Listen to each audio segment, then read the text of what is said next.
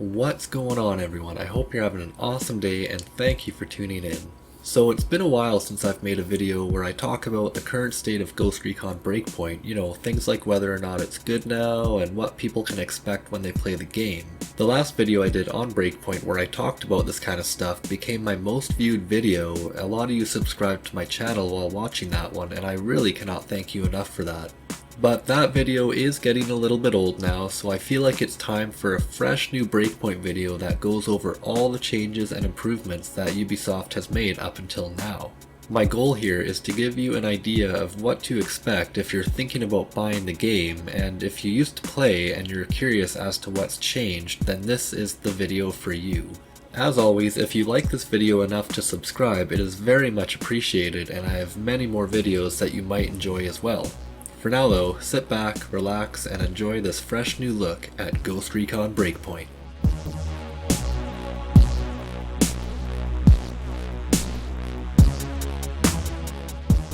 So the most recent update for Ghost Recon Breakpoint introduced AI teammates, a better gunsmith, a limited time event called Resistance, and a new observer mode in Ghost Wars.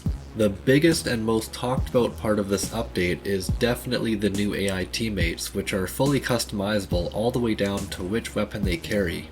I actually have a video on the AI teammates and another one talking about the new Resistance event, so I will link those two videos in the description in case you would like to learn more about either of those. But for this video, I'm going to talk about Ghost Recon Breakpoint as a whole, because this game has a lot to offer and there are many different ways that you can play.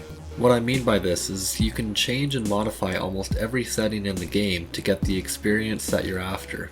This started after Update 2.0, and Ubisoft addressed a lot of things that players didn't like about the game.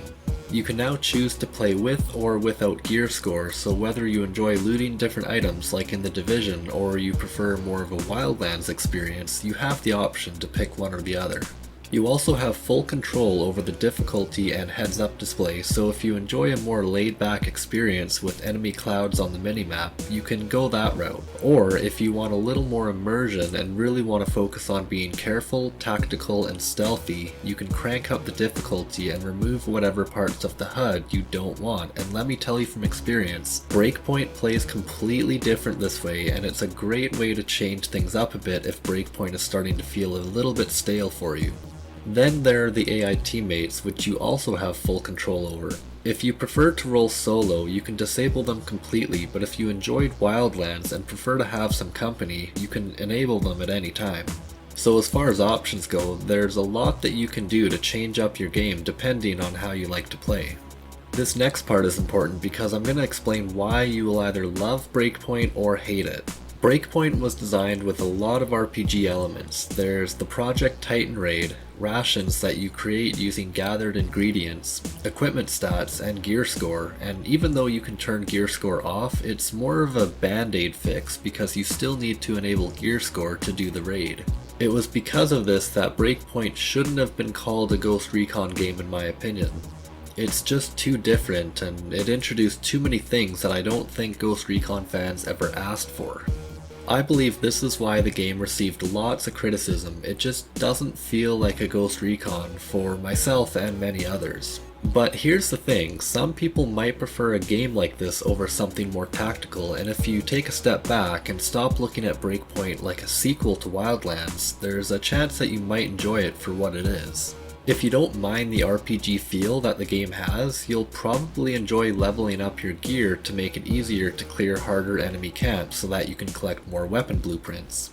You might enjoy taking down different types of drones using different classes and equipment. You might even enjoy the treasure hunts, which require you to read clues and visit ancient ruins that are scattered around the world.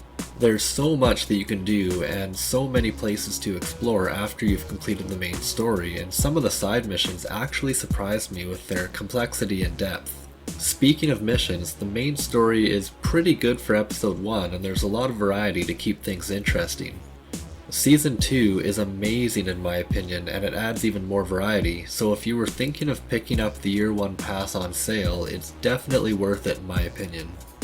If PvP is more your thing, Ghost Wars is pretty unique in my opinion compared to other modes in different games. The best way I would describe it would be a third-person version of Rainbow Six Siege with a much more open feel to it. Now, I want to go over some cons, and I think the biggest one would definitely be the online requirement.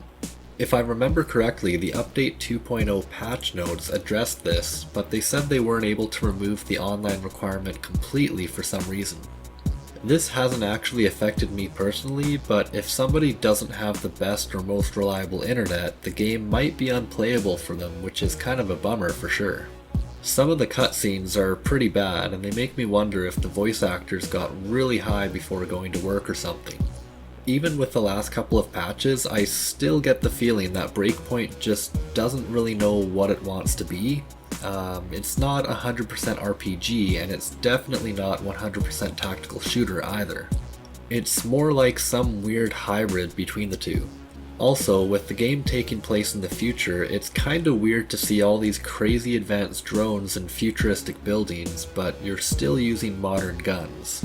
You would think that with all this advanced technology, there would at least be invisible camouflage or personal jetpacks or something like that. The enemy AI remains very unaware, and I don't think this has gotten any better since launch. Even on the hardest difficulty, they still just walk around mindlessly, and they are very predictable during combat. But that's basically Breakpoint in a nutshell for you. Everyone will have their own opinion on the game, and I'm not saying that it's really good, and I'm not saying that it's really bad either. The main thing you should take away from this video is that Breakpoint doesn't really feel like a Ghost Recon game. It's a lot of things, good and bad, but if you are looking for a strong RPG or a strong tactical shooter, you might want to look elsewhere.